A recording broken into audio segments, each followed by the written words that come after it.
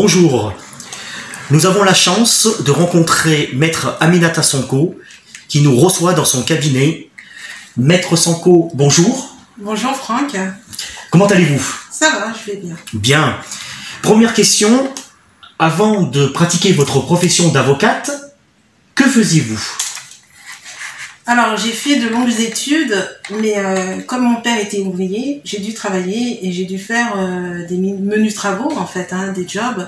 Et finalement j'ai eu très vite la chance d'être découverte par des associations africaines. Donc j'ai fait beaucoup de militantisme africain et j'ai beaucoup voyagé. J'ai fait des séminaires, des conférences et j'ai été repérée, notamment par des institutions. Donc j'ai eu un contrat au départ au sein du conseil régional Rhône-Alpes.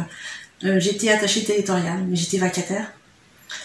Et puis ensuite je suis allée enfin j'ai travaillé avec, à l'époque c'était Jean-Jacques Kéran, donc c'était le président de la région. J'étais à son cabinet. Je faisais ce qu'on appelle communément le nègre, c'est-à-dire que je répondais aux justiciables et donc j'avais la plume du président. Ensuite, toujours cette plume, j'ai pu faire du journalisme. D'ailleurs, oui, c'est à ce moment-là qu'on s'est rencontrés. J'ai fait du journalisme à la radio et puis dans un magazine qui s'appelait à l'époque Pacpato et qui est devenu ensuite Éco d'Ivoire et Éco d'Afrique. Voilà. Et ensuite, j'ai poursuivi ma thèse, toujours des conférences, des séminaires, jusqu'à soutenir. Je suis devenue docteur en droit et puis ensuite, je suis devenue avocate. Alors, qu'est-ce qui vous a poussé à faire des études d'avocate pour réussir dans ce métier? Eh ben, je me suis rendu compte en faisant des études, alors moi, je croyais beaucoup à l'égalité des chances, à la France pour tous, liberté, égalité, fraternité, à cette belle devise. Et quand je me suis rendu compte que même quand on avait des diplômes, c'était difficile. Alors c'est vrai que moi j'ai eu de la chance, j'ai eu de la chance d'avoir des métiers de cadre, mais à chaque fois il fallait travailler beaucoup plus que les autres, il fallait en faire plus que les autres, il fallait plus donner que les autres, et je voulais combattre l'injustice. Par rapport à votre couleur de peau? Oui, par rapport à ma couleur de peau. C'est grave. Et aussi parce que j'étais une femme. Oui. Je pense que les deux sont liés, c'est-à-dire quand on est une femme, déjà, c'est difficile d'accéder au poste. Et ensuite, quand vous êtes une femme de couleur, c'est encore plus difficile. Et quand vous êtes une femme de couleur et en plus issue d'un milieu, je vais pas dire défavorisé, mais mon père était ouvrier, donc issu d'un milieu populaire, c'est encore plus difficile. Vous n'avez pas les mêmes chances que tout le monde. Donc j'avais cette rage en moi qui m'a aidée à devenir la femme que je suis devenue. Et j'ai voulu défendre les opprimés et combattre les injustices et les discriminations. Alors, parlons-en. Alors, dans votre combat d'avocate, que défendez-vous alors plus spécialement, pardon. Alors, contrairement à ce qu'on peut penser, on aurait pu croire que je me serais spécialisée dans les droits de l'homme, ce que j'ai fait au départ, mais il faut bien manger quand on est avocat. Et très vite, la réalité a fait surface. J'ai intégré un cabinet à l'époque qui était spécialisé en droit du travail. Et donc j'ai fait beaucoup de droit du travail, droit des sociétés, droit de la sécurité sociale. Et finalement, je défends beaucoup ce domaine. Et toujours, on chasse le naturel, mais il revient au galop. Et donc j'ai essayé de faire les deux. De faire un peu d'humanitaire, voilà, en aidant les sans-papiers, les mineurs africains isolés, les femmes qui sont victimes de violences également, mais en gardant toujours ce métier d'avocat, d'entreprise, d'avocat spécialisé en droit des affaires, parce que c'est ma compétence, mais il y a aussi le côté un peu révolté que j'ai, et je n'aime pas l'injustice. Donc moi si je suis avocat, c'est pour pouvoir aider ceux qui en ont besoin. Vous parlez aussi pour les femmes victimes de violences. On sait que vous êtes occupé de Madame Diop, qui était en Arabie Saoudite. Est-ce qu'il y est toujours? Vous avez même écrit au président de la République, je parle du Sénégal, Monsieur Macky Sall. Où s'en est cette affaire depuis? Alors c'est très compliqué, c'est vrai. Alors les gens n'aiment pas trop en parler. Et pourquoi? Parce que c'est très politisé dès le départ. Les deux pays ont voulu politiser la chose. Et très vite, on nous a écartés. Et d'ailleurs, ce qui fait scandale et ce que personne n'est au courant, c'est qu'aujourd'hui, Madame Diop est toujours incarcérée. Elle a été condamnée à mort, à la peine de mort, par décapitation, parce que c'est comme ça que ça se passe en Arabie Saoudite. Et là, on attend que les enfants deviennent majeurs pour savoir si elle va être graciée ou pas. C'est aux enfants de décider du sort de cette jeune femme. Alors c'est vrai que moi, très vite, j'ai alerté. J'ai même voulu me rendre en Arabie Saoudite parce que je voulais pas qu'elle ait un avocat saoudien. Non pas que je n'ai pas confiance à mes confrères saoudiens, c'est simplement que ça a été tellement politisé que je voulais un procès équitable. Voilà. Et finalement, je pense qu'elle n'a pas eu le procès équitable, puisqu'on n'a pas parlé, on a essayé d'étouffer cette affaire. Il faut savoir que derrière toute cette affaire, il y a une histoire d'esclavage moderne, c'est-à-dire que des jeunes femmes partent de l'Afrique vers un monde meilleur. On leur fait miroiter que l'Arabie Saoudite, c'est la terre du prophète, de votre prophète, puisque Madame Diop est musulmane. Et on lui dit, mais là-bas, les gens vont bien s'occuper de vous, puisque c'est la terre du prophète, vous serez comme au paradis, quoi. Exactement. Bien logé, bien nourri, etc. Alors que c'est tout l'inverse. Quand vous arrivez, on vous prend votre passeport, vous n'avez plus le droit de parler, votre maître devient votre chef, enfin votre chef d'entreprise, enfin votre employeur est votre maître en tant que tel, et vous n'avez plus aucun droit. Et lorsque vous êtes une jeune fille qui a vécu dans un pays libre, parce que le Sénégal c'est un pays libre où les femmes sont libres, les femmes sont émancipées, et les femmes ont droit à la parole, et finalement vous vous révoltez, vous vous rebuffez, et tout le monde connaît la suite. Elle n'a pas supporté ce rôle de servante, et puis malheureusement elle a retenu de tourner un coup contre sa patronne, et celle-ci a été condamnée pour cet acte. Voilà. Alors je ne défends pas cet acte en tant que tel, je dis simplement que chacun a le droit à un procès équitable, et que tous les paramètres doivent être étudiés afin qu'on puisse accorder à la personne, ou en tout cas condamner la personne à juste peine.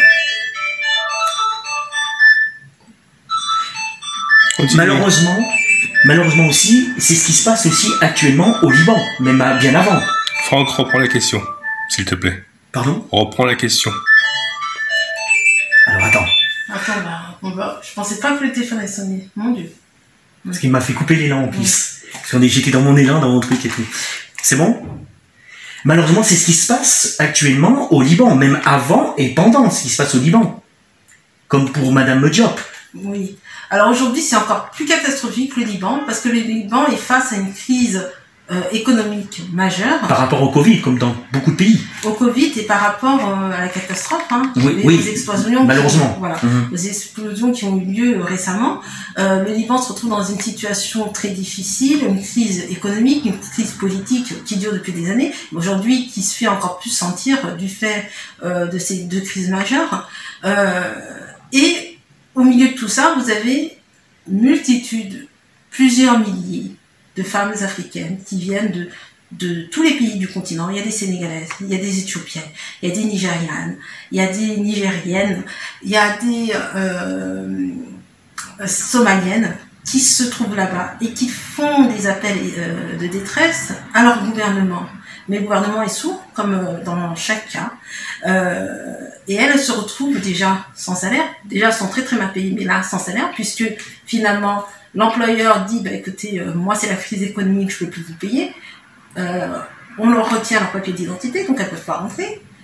Elles n'ont pas d'argent, elles ne peuvent pas rentrer. Elles se retrouvent dans une situation difficile. Donc c'est presque, c'est plus de l'esclavage. Ça devient, on les pousse presque à la prostitution ou à la dérive, et peut-être même au suicide. Donc aujourd'hui, oui, il faut lancer un cri d'alerte, un cri d'alarme pour toutes ces jeunes filles qui sont retenues contre leur gré dans ce pays. Alors moi, je ne lance pas les pierres de pierre aux Libanais. Je pense que de part et d'autre, il y a des victimes. Les Libanais sont victimes d'une forme de tradition, puisque chez eux, culturellement, si vous dites à un Libanais qu'il est raciste, il vous dira non. Pour eux, c'est normal presque de maltraiter une femme noire, puisque pour eux, c'est presque culturel. Ils ont des domestiques noirs. On continue quand même dans l'esclavage depuis les Arabes qui l'ont fait pendant 1400 ans. Tout à fait.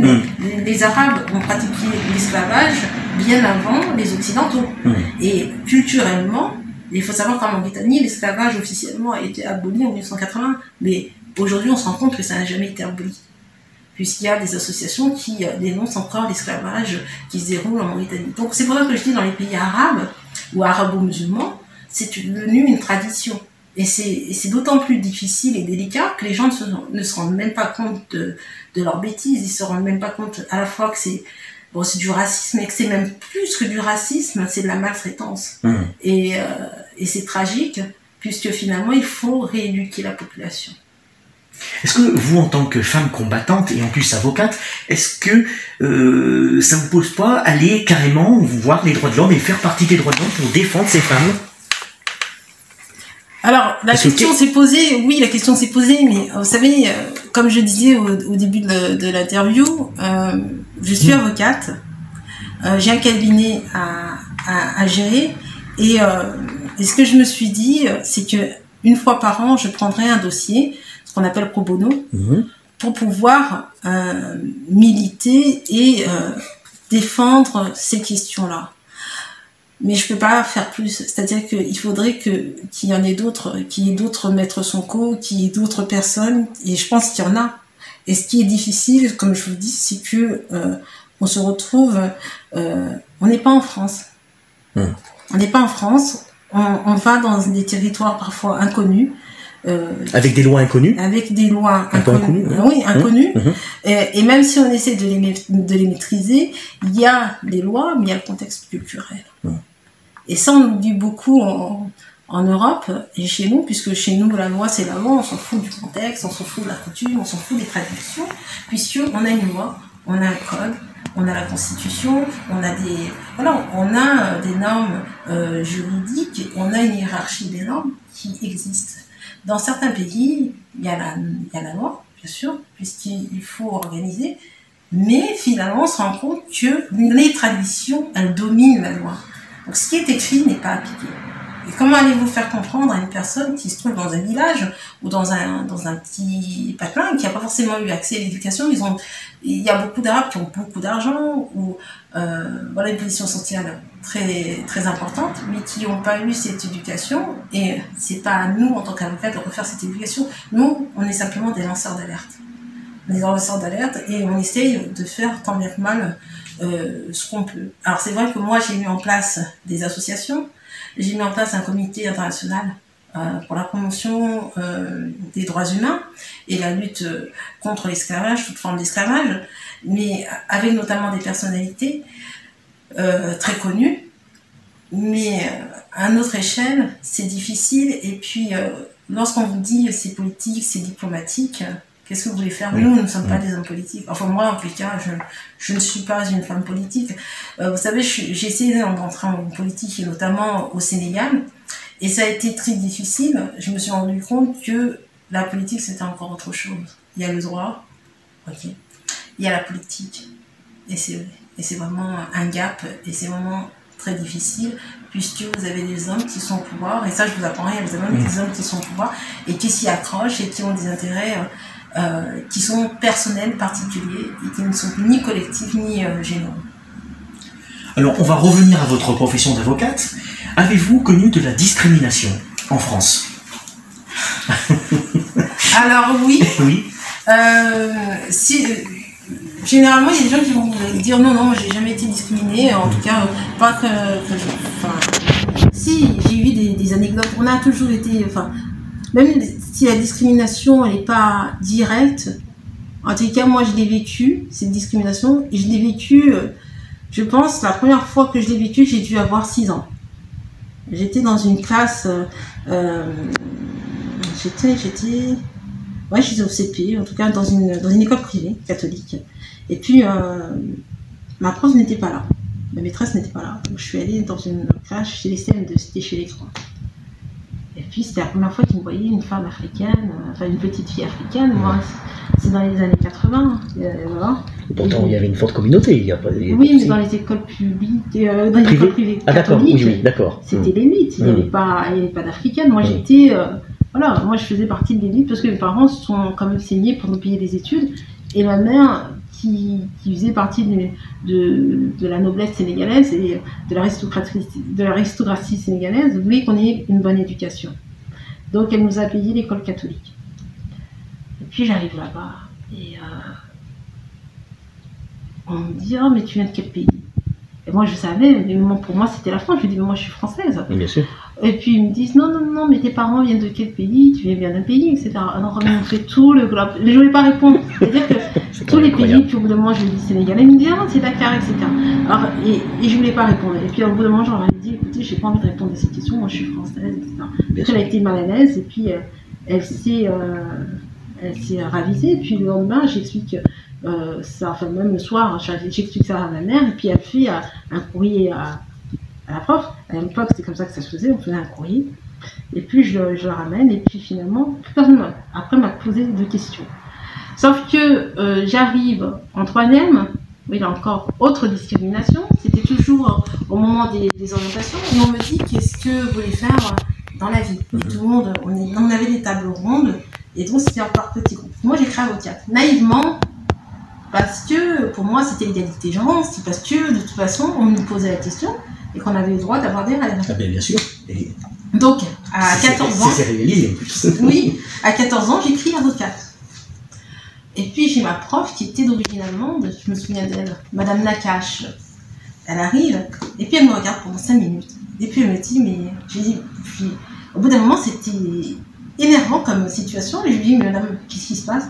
Et elle me dit, oh, non, rien, mais ça me paraît étrange. Pourquoi vous avez créé avocate? Ben, c'est ce que je veux faire. Oui, mais bon, moi je pense que vous n'avez pas le profil pour être avocate. Et je lui dis, mais pourquoi? Oh, mais non. Donc elle ne savait pas quoi dire. Et puis à la réunion pour voir un prof, elle demande à ma mère, elle était étonnée. Oui, comment ça se fait que votre fille veut faire avocate?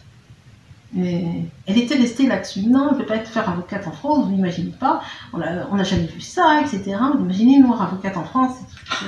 C'est quand même incroyable. C'est pas possible. Donc ils ont poussé ma mère à me signer une orientation. Mais moi j'ai rien compris. Donc j'arrive en bac professionnel. Je ne sais même pas, c'était la filière professionnelle. Et puis j'arrive, et puis les gens, les professeurs, elles sont là-bas, elles me disent, mais qu'est-ce que vous faites là? J'ai dit, mais pourquoi? Qu'est-ce que je fais là? Mais moi, je ne sais pas ce que je fais là, en fait. C'est parce que, vous savez, quand vous êtes mineur à 14 ans, 15 ans, vous ne décidez pas. C'est vos parents qui décident, qui signent pour vous. Je dis, mais c'est mes parents qui ont signé. Donc j'ai convaincu mes parents, ils me disent, mais en gros, votre fille, elle n'a rien à faire ici, qu'est-ce qu'elle fait là? Et je suis tombée sur des profs formidables. Alors, j'aime bien raconter cette histoire parce que autant je suis tombée sur une femme, je ne sais pas si elle était raciste, peut-être un peu raciste, avec des préjugés, qui s'est dit, une noire ne sera jamais avocate en France. Et autant je suis tombée sur... Et elle ne va jamais dire, bien sûr, aussi, voilà. Elle ne va jamais dire que je suis raciste. Voilà, ouvertement, elle ne dira pas. Mais je l'ai revue plus tard, et elle était très géniale, elle n'a pas pu me regarder dans les yeux. Donc elle s'est rendue compte de son erreur. Mais heureusement que je ne l'ai pas écoutée. Et d'ailleurs, ça m'a aidée, puisque à chaque fois que je pensais à Madame Nakache, je me disais, je vais lui montrer qu'une noire peut être avocate en France. Et ça m'a aidé dans mon combat, en fait, pour devenir la femme que j'ai décidé d'être. Et oui, comme je disais, autant vous avez des profs qui sont vraiment incompétents, je dirais, autant vous avez des profs qui sont formidables. Moi, je suis tombée sur des profs vraiment formidables et ils m'ont aidé à devenir la femme que j'ai voulu être. Ils m'ont dit, Aminata, de toute façon, vous avez des compétences, vous êtes intelligente. Vous voyez, les notes que vous avez, c'est incroyable. Donc, continuez et vous deviendrez avocate. Donc, ensuite, j'ai intégré l'IUT, carrière juridique. Et j'ai intégré ensuite la fac de droit pour devenir avocate. Puisque à l'époque, j'avais le choix entre le DUT et le DUG. Mais je voulais faire un DUT, voilà. Quelque part parce qu'on m'avait dit que le DUG c'était un diplôme sans être un diplôme. Et donc je voulais avoir un diplôme professionnalisant. Et puis je me suis rendu compte que les carrières professionnelles, elles n'étaient pas forcément... Enfin, elles étaient toujours utiles. C'était toujours utile de savoir, je sais pas, moi, taper l'ordinateur. Aujourd'hui, par exemple, si j'ai pas ma secrétaire, je peux taper un courrier. Si j'ai pas... Voilà. Et moi, pour moi, ça a été très enrichissant comme carrière. Alors c'est vrai que j'ai perdu 1 an. Mais qu'est-ce que c'est qu'un an dans une vie? C'est rien du tout. Donc ensuite, j'ai fait ma licence, j'ai fait ma maîtrise, j'ai fait mon master, j'ai fait mon doctorat. Voilà. J'ai fait la ligne droite. J'ai jamais redoublé parce que je pense que je savais ce que je voulais faire dès le départ. Et quand j'ai prêté serment, c'était en 2011, j'étais également la seule africaine de ma promotion. Voilà. Mais est-ce que vous avez revu, après réussir tous vos diplômes, et en tant qu'avocate, est-ce que vous avez revu Madame Nakache? Je l'ai revue lorsque j'étais à la fac de droit. D'accord. Je n'étais pas encore avocate, mais déjà, elle était très mal à l'aise. Elle avait du mal à me regarder. Ça vous ferait plaisir de la revoir? sans vengeance, hein, pour leur dire, voilà, vous vous êtes trompé, madame. La prochaine fois, faites attention avant de juger les autres par rapport à une couleur de peau. Pour la revoir, non. Puis je pense qu'aujourd'hui, elle est à la retraite, elle doit être très âgée, avoir plus de 70 ans. Mais, et puis je suis passée à autre chose. Aujourd'hui, mon combat, c'est de dire à toutes les jeunes filles, vous avez le droit de vouloir être la femme que vous voulez être. Si vous voulez être présidente de la République, faites tout pour le devenir en fait. Et ne laissez personne assombrir vos rêves. Oui, donc j'ai eu de la discrimination, mais cette discrimination, elle m'a beaucoup aidée. Et la dernière discrimination en date, la plus récente, c'était lorsque j'ai postulé pour entrer dans un des plus grands cabinets d'affaires de Lyon. Je vais taire le nom. J'arrive à l'entretien d'embauche, donc le patron, le PDG du groupe m'appréciait. Il voulait me recruter tout de suite. Il m'a dit, j'apprécie, en plus j'aime beaucoup votre CV, vous êtes une personne dynamique, je sais que vous apporterez un plus dans le cabinet. Et les collaborateurs ont vu mon CV entre temps, et d'autres, dans ce genre de cabinet, il faut 2 entretiens. Donc il y a le patron qui a mis une décision favorable. Lui, les collaborateurs devaient mettre également une décision favorable, parce que je vais travailler en lien avec les collaborateurs. Finalement, les collaborateurs on dit le contraire du responsable, du patron. Oui, mais je savais déjà que j'étais pas prise parce que ils m'ont convoqué lorsque le patron n'était plus là. Il était parti à un voyage au Pérou. Et donc j'attends peut-être 20 minutes dans la salle d'attente, alors que la première fois, le PDG m'a fait attendre à peine 2 minutes. Je me dis déjà, ça commence mal, je le sentais pas. Et puis, quand ils arrivent, ils me disent, on est désolé, maître un tel n'est pas là. Il est parti en voyage au Pérou et finalement, il pouvait pas assister à l'entretien. Est-ce que ça vous dérange qu'il soit pas là? Moi, je dis non. De toute façon, je suis là, autant qu'on fasse l'entretien. Puis tout de suite, ils me disent, de toute façon, on va vous dire la vérité. Bon, votre CV, nous, il nous intéresse pas. Nous, on veut des gens qui sortent de l'école. En fait, ils voulaient des gens qui ne leur fassent pas d'ombre. Et ils m'ont fait comprendre que moi, j'allais leur faire trop d'ombre au cabinet. Mais et ils m'ont dit, d'ombre, si vous voulez... Ils m'ont dit, de toute façon, premièrement, si nous dérange, c'est que votre CV est trop africain, il y a trop d'africanité. Je lui ai dit, mais de toute façon, je vais pas changer de ça. Ouais. Il y a trop d'africanité sur votre CV. J'ai dit, écoutez, nous, ça nous intéresse pas. Je lui ai dit, ah bon? Et je lui ai dit, mais c'est pas du tout les coups que j'ai eus. Au contraire, c'est pour ça que vous avez un côté internationaliste, et droit des affaires internationales. C'est d'ailleurs pour ça que mon CV était intéressant pour le PDG. Oui, mais puis vous voyez, comme vous répondez, vous allez nous faire de l'ombre. En gros, vous pouvez prendre votre plaque et aller vous installer. Donc moi, j'étais nouvelle dans le métier. Je me suis dit, bon, écoutez, et c'est là que je rencontre mon mentor, Maître Baccaillon.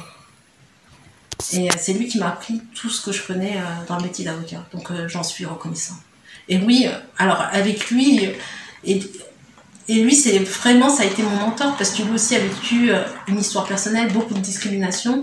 J'ai même été son avocat devant le Conseil de l'Ordre parce qu'on a dû défendre un des confrères qui avait du mal à gérer son cabinet et qui avait une procédure collective, ce qu'on appelle des procédures de liquidation judiciaire.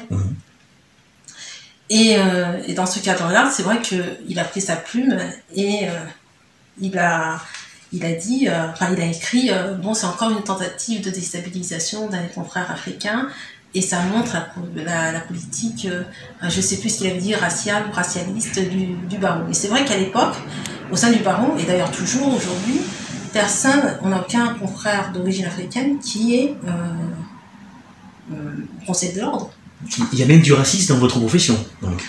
Je sais pas si... Ou de la discrimination, on va pas dire du racisme, de la discrimination, comme ça fera... Oui, il y a une forme de discrimination oui, par rapport aux couleurs de peau. Moi, oui, il y a de la discrimination. Mais c'est du racisme quand même. Il y a de la discrimination, oui. Et puis je l'avais démontré par A plus B, puisque à l'époque, j'avais réussi à obtenir la relaxe de ce confrère, voilà, qui était mon mentor. Et quand il m'a demandé de le défendre, je lui ai dit, mais moi, je viens juste d'arriver. J'avais à peine 2 ou 3 mois de barre et je l'ai défendu. Et j'avais dit au Conseil de l'Ordre, je leur ai dit, écoutez, si... qui était transformé en conseil de discipline. Et je leur ai dit, mais si vous nous installez une muselière et que vous dites à chacun d'entre nous, parce qu'on est noir, on n'a pas le droit de s'exprimer et de faire valoir nos opinions, et notamment au niveau de la discrimination, et bien dans ce cas-là, on n'est plus avocat. Qu'est-ce que je vais dire, moi, à un de mes clients qui vient, qui me dit, mon patron m'a discriminé. Et j'ai été victime de discrimination raciale. Parce que je suis noire, je suis ouvrier, je voulais devenir cadre, et j'ai eu le diplôme pour devenir cadre, mais je peux pas. Donc je fais quoi finalement? J'ai dit à mon client, bah écoutez, non, mais il n'y a pas de discrimination en France, ça n'existe pas. Parce que nous on est avocat, on n'est pas discriminant. Donc finalement, on a obtenu gain de cause, et aujourd'hui je suis heureuse de voir que les choses ont évolué, qu'il y a des confrères qui ont réussi à avoir des collaborations dans certains cabinets dits occidentaux. Puisqu'à l'époque, nous, on est obligés de passer par ce mentor-là, par Maître Bakaya, pour avoir notre stage. Moi, si c'était pas Maître Bakaya, je sais pas si j'aurais eu un stage, en tout cas. Pas à Lyon. Peut-être à Paris, peut-être ailleurs, mais à Lyon, c'était très difficile. Voilà. Et aujourd'hui, c'est beaucoup moins difficile parce que Maître Bakaya s'est battu, parce que je me suis battue, parce que d'autres confrères, notamment un qui est aussi avant l'un comme Mohamed Chibaba, s'est battu. On s'est tous battus, on a tous été soudés. Et Vous avez créé une association alors? On a créé une association à l'époque qui s'appelait ACT Pro Neuro. C'était Action contre les discriminations professionnelles, droit des Noirs de France, un truc comme ça. Et donc c'était cette association, elle est un peu en sommeil aujourd'hui puisque Maître Bakaya étant vieillissant, c'est devenu difficile. Et puis on est tous un peu dispersés et finalement, aujourd'hui, je ne vais pas dire que les avocats sont moins discriminés, mais il y a moins d'affaires comme ça. Je pense qu'ils font plus attention. En tout cas, mais ça se dit moins. Voilà. Vous avez quand même fait bouger les choses par rapport à... Ouais. Aujourd'hui, c'est pas comme il y a 10 ans. Maître Sanko, quels sont vos projets d'avenir? Voilà, il y en a beaucoup. En 2 mots, c'est plus axé sur l'Afrique. Plus axé sur l'Afrique avec beaucoup plus de social. Particulièrement au Sénégal, en tant que femme sénégalaise. Oui, notamment au Sénégal. En tout cas, on commence par le Sénégal, parce qu'on ne peut pas se disperser. L'Afrique, c'est 55 pays, voire 56, ça dépend comment ça se passe. Mais bon, 55 pays, en tous les cas. Et voilà, moi, c'est le Sénégal, parce que de par mes origines et de par l'histoire de mes ancêtres. Voilà. Et notamment beaucoup d'actions sur les femmes sénégalaises. Voilà. Et à titre personnel, je suis en train d'écrire un livre. Ah. Voilà. On peut en savoir un peu plus? Sur le Sénégal, qui va sortir dans quelques mois. Est-ce que ça vous dirait aussi d'ouvrir un cabinet d'avocats là-bas dans vos propres pays d'origine? Oui. Alors, est-ce que c'est beaucoup plus dur? Non, pas forcément. C'est différent. Ça peut être beaucoup plus dur parce que le cadre est différent et parce que j'y ai pas grandi. Voilà. En France, c'était beaucoup plus simple parce que j'avais mes réseaux, j'avais mes repères. Non pas que j'ai pas mes repères sur Dakar, mais le Sénégal c'est encore différent. Et puis quand vous arrivez dans un pays qui est le vôtre, de par vos racines, mais qui n'est pas le vôtre forcément de par votre enfance lointaine, on va dire ça comme ça, mais qui n'est pas le vôtre de par votre enfance lointaine, c'est toujours mal vu, c'est-à-dire que les confrères vous regardent toujours d'un air un peu défiant. Alors ils vont vous souhaiter la bienvenue, puisque c'est le pays de la Teranga, mais finalement, il faut faire votre place, il faut vous battre.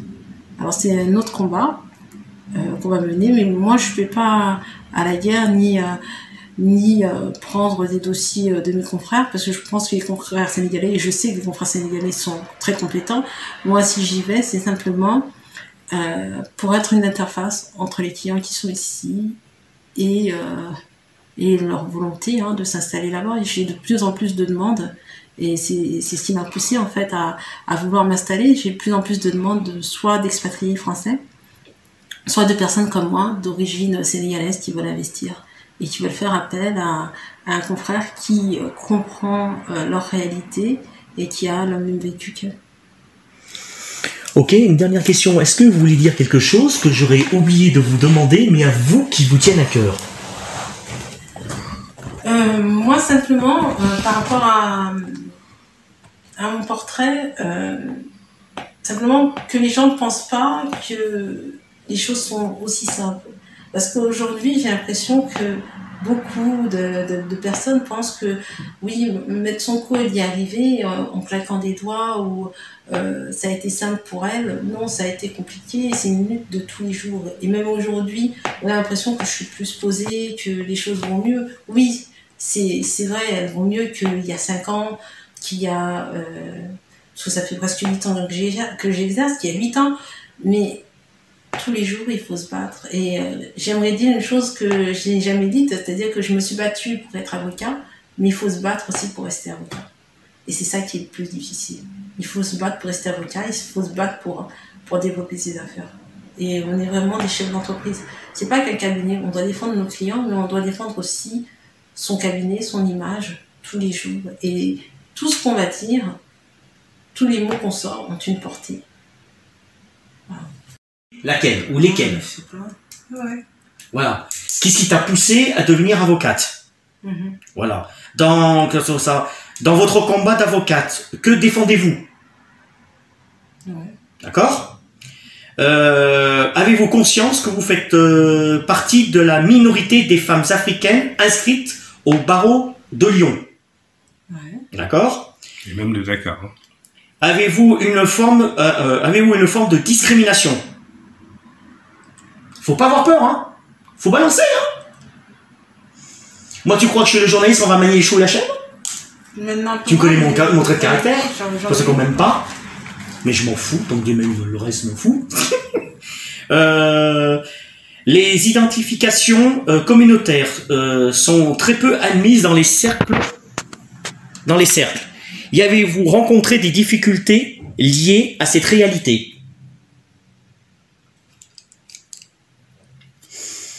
C'est-à-dire quand tu dis cercle, le barreau? Le barreau, un peu de tout, parce que pour les blacks vivant en France, le black c'est quoi? C'est joueur de football, agent de sécurité et balayer les rues. D'accord. Voilà, ils savent ça, tu vois, c'est style Willy Sagnol, ils ont pas de tête et voilà. Tu connais Willy Sagnol? Ouais. Ouais, voilà. Et personne a manifesté contre le racisme. Hein. Bon, mais c'est pas grave, c'est du racisme démocratique pour ces gens. Et on va parler aussi, tu as défendu Madame Diop en Arabie Saoudite. Ah oui, et je voulais parler du Liban, que tout le monde... Oui, à part avocate. Maintenant... Non, mais je sais, mais tu sais qu'il y a beaucoup de domestiques. Et aujourd'hui, les Libanais ne peuvent plus les payer. Donc, elles sont encore victimes d'esclavage et d'une autre forme de maltraitance. Donc, c'est toujours d'actualité. Non, oui, c'est toujours d'actualité. Mais de toute façon, elles sont mal payées. Si tu veux, mais... Bon, elles sont toujours esclaves. Même, t'as vu, quand ils arrivent à l'aéroport, Ouais. tu n'as pas vu ce reportage? Merci Maître Sanko de nous avoir donné cette interview. On vous souhaite une très bonne continuation. Merci, Franck. Merci. Au revoir.